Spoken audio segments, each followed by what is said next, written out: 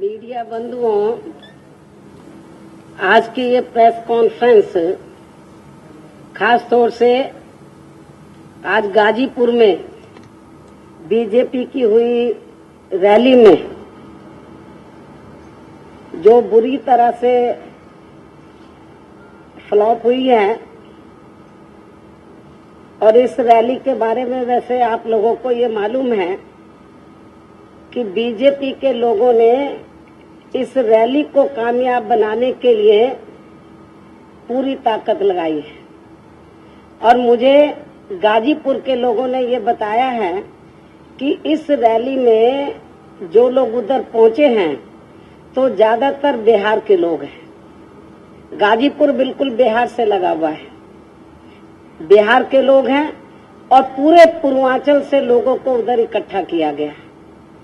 और लोग तो ये भी बता रहे हैं कि इन्होंने जो 2.5 वर्षों में काला धन इकट्ठा किया है फर्जी अपनी पार्टी की मेंबरशिप के जरिए, तो उस पैसे से 250 रुपए लोगों को देकर,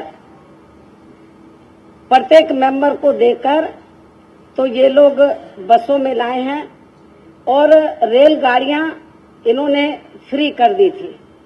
जिन लोगों को लाए वो किराए से नहीं आए हैं। एक तरफ तो श्री नरेंद्र मोदी ये कहते हैं कि मैं भ्रष्टाचार के, करप्शन के खिलाफ हूं, तो वहीं दूसरी तरफ तो इन्होंने जो सरकारी रेल है उसका राजनीतिकरण कर दिया और बिना भाड़े के, बिना किराए के तो रैली में लोगों को लाया गया।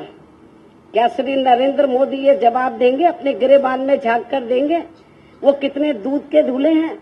दूसरों को सलाह देने से पहले खुद तो ये बताएं कि वो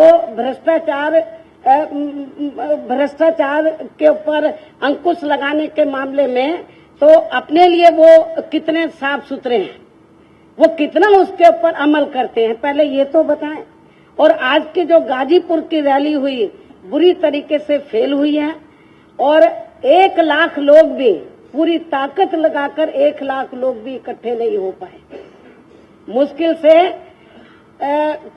20-25 हजार लोग इकट्ठे हो पाए, जबकि पूरे बिहार की ताकत, रेल फ्री कर दी, बसें फ्री कर दी, दिहाड़ी में लोग लाए गए और पूरी ताकत लगाकर ये रैली की। और रैली बुरी तरीके से फ्लॉप हुई है, फेल हुई है, ये किसी से छिपा नहीं है।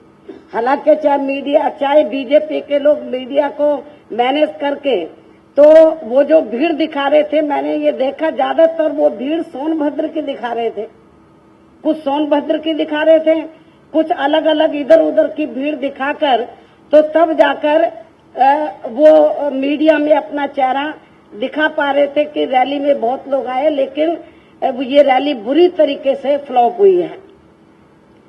और आज जो गाजीपुर में बीजेपी की रैली हुई है, तो इस रैली में प्रधानमंत्री श्री नरेंद्र मोदी का जो भाषण हुआ है उस पर अपनी पार्टी की प्रतिक्रिया जाहिर करते हुए मैं ये कहना चाहती हूं कि प्रधानमंत्री श्री नरेंद्र मोदी ने अपनी पार्टी की गाजीपुर की हुई रैली में अपने पूरे भाषण के दौरान, जितने समय में उन्होंने भाषण दिया है, अपने पूरे भाषण के दौरान आज जो कुछ भी कहा है वे पूर्ण रूप से थोता चना व बाजे घना की ही तरह था। और सबसे पहले उन्होंने अपने भाषण में खासकर भ्रष्टाचार के मुद्दे पर बोलते हुए जो ये कहा है कि बेईमानों से आजादी के बाद से अब तक की काली कमाई के हिसाब लिए जाएंगे। अच्छी बात है। इस पर हमारी पार्टी का भी ये कहना है कि देश की आम जनता हर प्रकार के भ्रष्टाचार, काला धन, जमाखोरी व राष्ट्रीय संपत्ति की लूट आदि के अभिशाप से स्थायी मुक्ति चाहती है। और इस संबंध में हमारी पार्टी हर कड़े फैसले व सजा का तहे दिल से स्वागत भी करती है, जिसके क्रम में ही उसने यानी कि देश की आम जनता ने कांग्रेस पार्टी को केंद्र व ज्यादातर राज्यों की सत्ता से बाहर कर दिया है। ये किसी से छिपा नहीं है, परंतु प्रधानमंत्री श्री नरेंद्र मोदी की सरकार काला धन व भ्रष्टाचार पर अंकुश लगाने की आड़ में देश की करोड़ों आम जनता को ही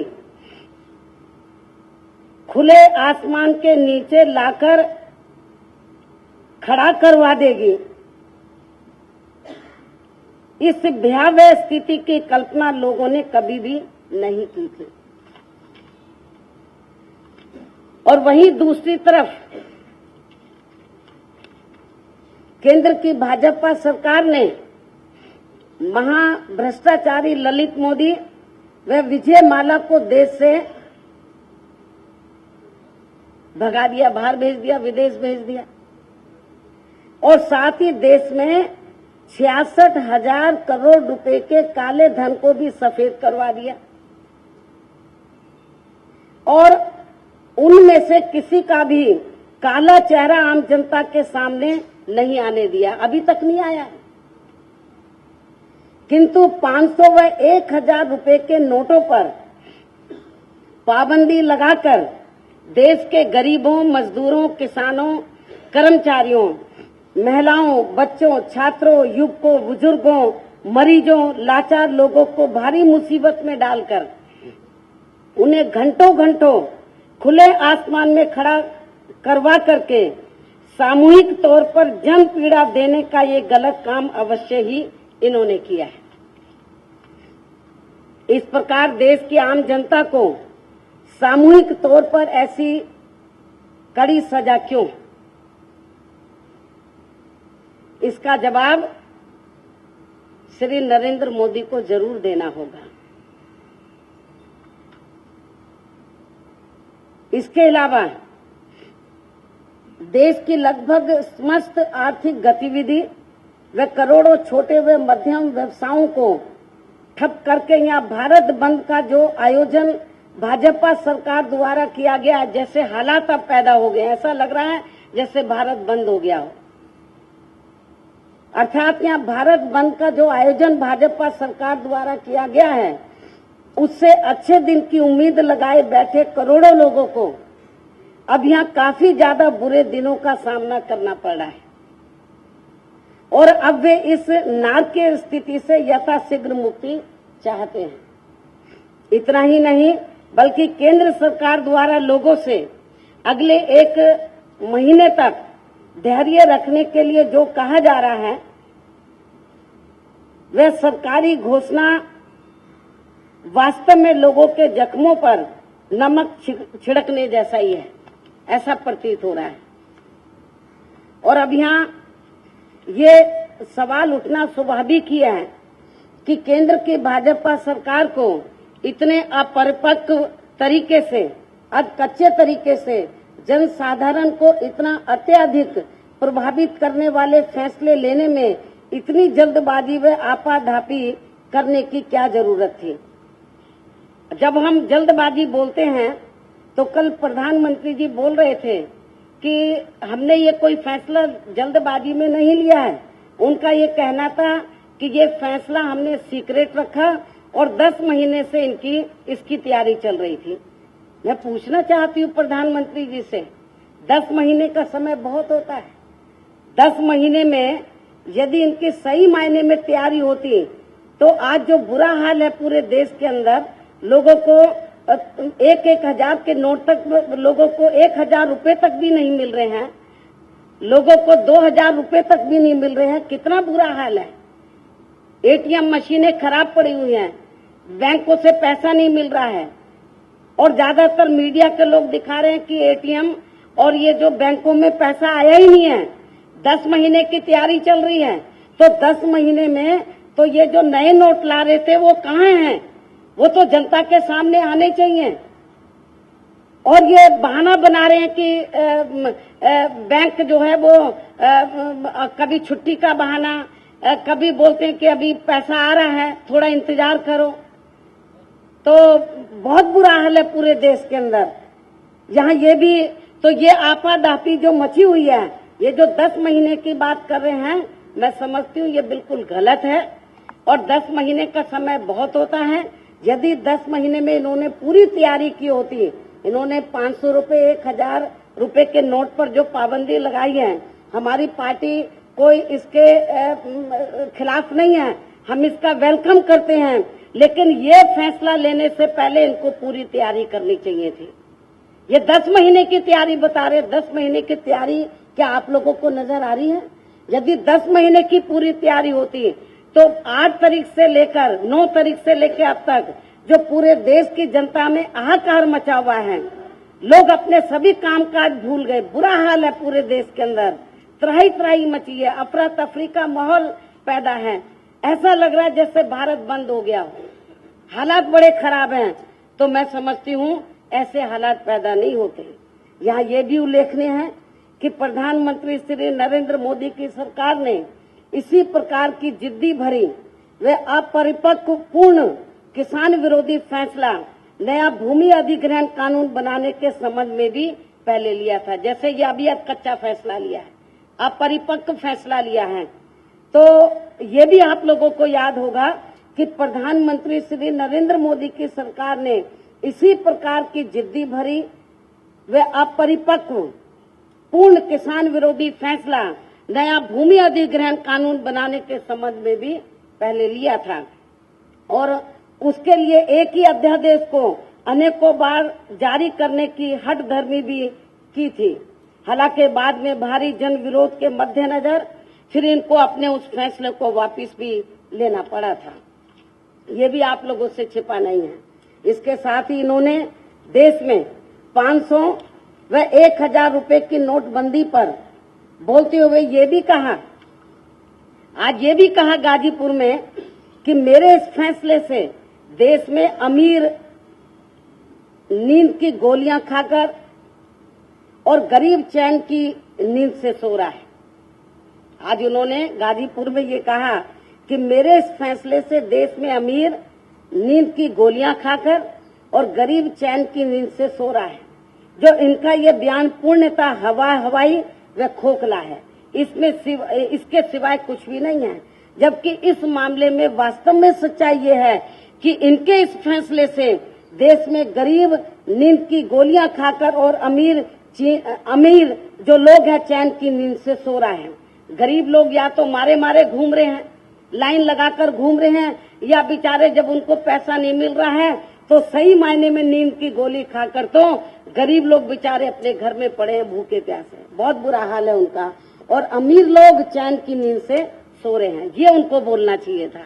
जो इस समय के वर्तमान हालात हैं, जिनकी मदद के लिए, यानी कि जिन अमीर लोगों की मदद के लिए जो चैन की नींद से सो रहे हैं, जिनकी मदद के लिए इन्होंने 500 व 1000 रुपए के नोटों पर प्रतिबंध लगाने से पहले ही अंदर व्यवस्था भी कर दी थी। ऐसी ये आम चर्चा लोगों में है। इसके साथ ही आज उन्होंने अपने पूरे भाषण में, गाजीपुर में आज उन्होंने अपने पूरे भाषण में उत्तर प्रदेश के विकास व उत्थान के बारे में ज्यादा कुछ न बोलते हुए अधिकांश घूम फिर कर बार बार भ्रष्टाचार पर ही बोलते हुए ये कहा है कि उत्तर प्रदेश की जनता ने मुझे भ्रष्टाचार को खत्म करने के लिए ही देश का प्रधानमंत्री बनाया है, जिसे मैं पूरा करने में लगा हूं। इन्होंने आज ये कहा। लेकिन उन्हें मैं ये भी याद दिलाना चाहती हूं कि उत्तर प्रदेश की जनता ने अकेले भ्रष्टाचार को खत्म करने के लिए ही नहीं, बल्कि इसके साथ साथ यहाँ की जनता के विकास व उत्थान के लिए भी इनको देश का प्रधानमंत्री बनाया है, जिसका इन्होंने अपने लगभग 2.5 वर्षों के शासनकाल में अब तक 1/4 हिस्सा कार्य भी पूरा नहीं किया है। आप लोगों को मालूम है कि लोकसभा चुनाव के दौरान इन्होंने देश की जो गरीब आम जनता है उनको किस्म किस्म के चुनावी वायदे किए थे। बहुत लोकसभा आम चुनाव में हर स्तर पर इन्होंने विभिन्न क्षेत्रों में लगे लोगों के हितों में किस्म किस्म के चुनावी वायदे किए थे। और इसी क्रम में उन्होंने सबसे बड़ा वायदा उत्तर प्रदेश सहित पूरे देश की जनता को ये किया था कि जब केंद्र में बीजेपी की सरकार बन जाती है तो सरकार बनने के बाद 100 दिनों के अंदर ही तो अपने देश का काला धन जो विदेशों में जमा है उसे वापस लाकर तो देश के हर गरीब परिवार के हर सदस्य को 15 से 20 लाख रुपए के रूप में मदद दी जाएगी, ये इन्होंने कहा था। वायदे तो बहुत किए थे, लेकिन पूरे देश की जो गरीब आम जनता है तो उन्होंने सोचा कि भाई ये तो वोट ही तो देना है, फ्री में 15-20 लाख रुपए मिल जाएंगे तो हम तो बहुत माला माल हो जाएंगे।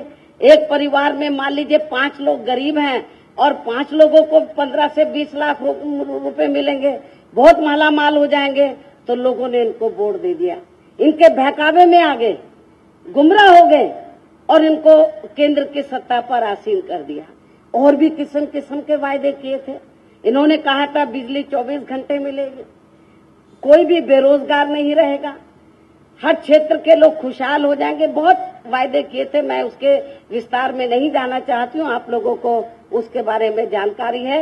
लेकिन इन्होंने अपने 2.5 वर्षों के शासनकाल में उसका 1/4 हिस्सा भी अभी तक पूरा नहीं किया है।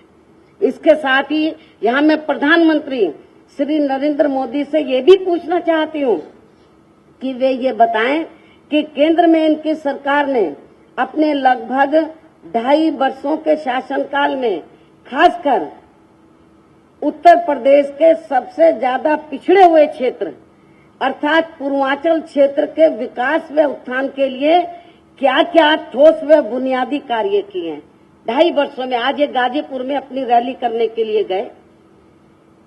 आज आज पूरे पूर्वांचल की जनता, क्योंकि गाजीपुर पूर्वांचल में आता है, आज पूरे पूर्वांचल क्षेत्र की जनता तो श्री नरेंद्र मोदी से ये जानना चाहती है, मैं उनकी ओर से, पूरे पूर्वांचल क्षेत्र की जनता की ओर से मैं श्री नरेंद्र मोदी से पूछना चाहती हूँ कि इन्होंने अपने 2.5 वर्षों के शासनकाल में तो उत्तर प्रदेश का जो पूर्वांचल क्षेत्र है, जो उत्तर प्रदेश में सबसे ज्यादा पिछड़ा हुआ है, तो उसके विकास में उत्थान के लिए अभी तक केंद्र की सरकार की ओर से क्या क्या ठोस व बुनियादी कार्य किए हैं। शायद इसका जवाब वे कभी नहीं दे पाएंगे।